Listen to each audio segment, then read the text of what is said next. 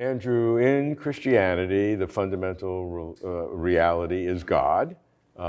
In Eastern traditions, the fundamental reality in general is consciousness in some cosmic, undifferentiated sense. How do you compare and contrast the two views? One important contrast would be to ask the question, is this consciousness personal or not personal?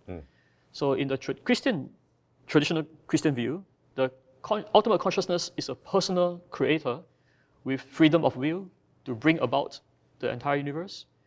Whereas in the Eastern tradition, there's no sense that, in most Eastern traditions, that there is no sense that in which that this consciousness is a kind of personal being who is the first cause that bring about the rest of reality.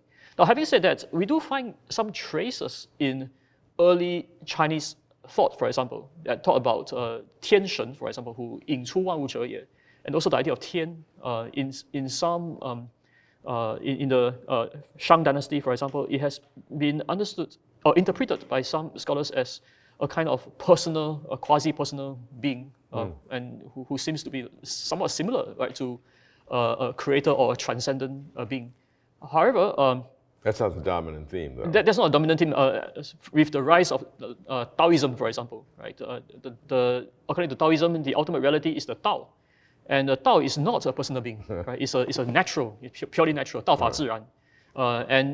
But the other strange things about, the other thing about Taoism is that it also says that this Tao is not describable. That 道可道非常道. This is a wonderful line. This is the opening line of the first chapter, which is a very short chapter of the Tao Te Ching. Yes. So say it in Chinese slowly. Yeah.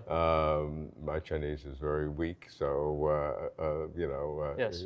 Say it very slowly. Then let's analyze that phrase. Yes. 道可道非常道. Yeah, so Fei Chang means not, no. And Yeah. so Tao is the way or the path, or that's the vague word, or the kind of the way things are, the state of reality. I mean, you could do it in many ways. So the state of reality, as the state of reality in a sense, is not that. So it's a very rich, logical puzzle, that first sentence. Yes. Yes, it is. And so there are various interpretations of this. Some interpret this as a logical contradiction.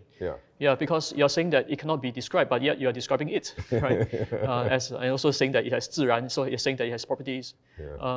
But there are other scholars who try to say that there's no contradiction, and they may try to say that, it is indescribable in a certain sense, but can be described in another sense, so they can avoid a contradiction by talking about different aspects. Yeah, and even to sort of challenge the logic, that we have a very clear bimodal logic in terms of the nature of contradiction, and maybe that logic needs to be expanded.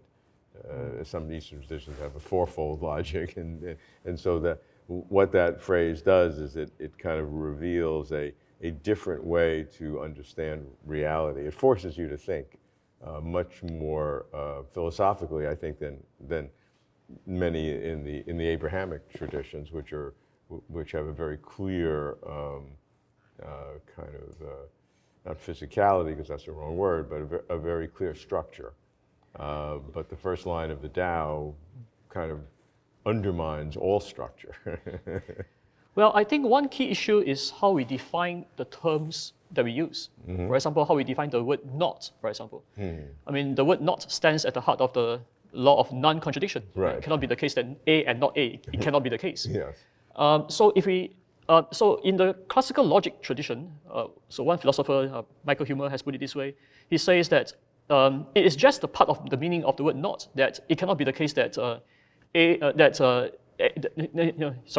says that it is just part of the meaning of not that not A fails in every case that A holds. Yeah. So for example, you cannot have a shapeless square. I mean, a square that has no shape, that cannot be the case once you define the term carefully in that way. Yeah. And so given this definition, there cannot be any violation of the laws of logic. So if you want to say that there is violation, then I think you're using the words in another sense, in a different sense. And so it's very important to clarify what do you mean when you say these things. Agree.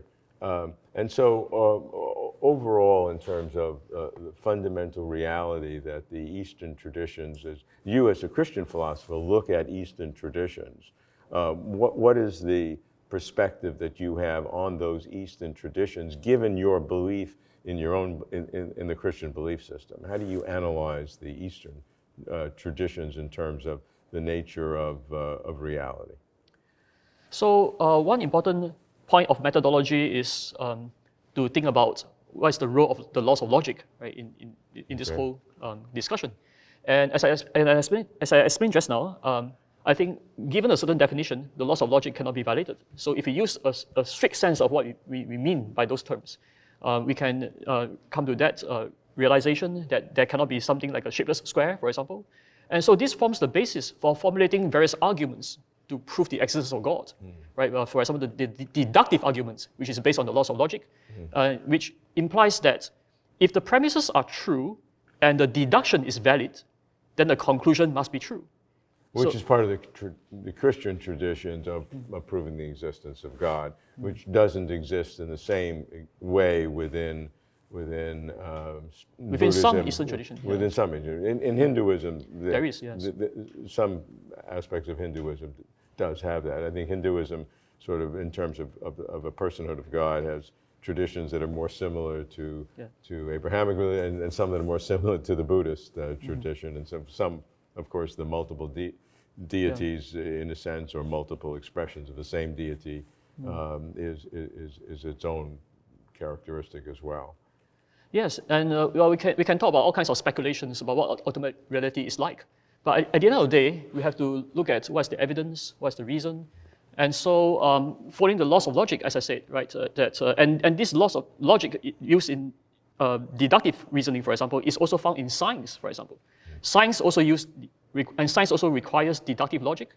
And science will also agree that if the premises are true, deduction is valid, the conclusion will be true.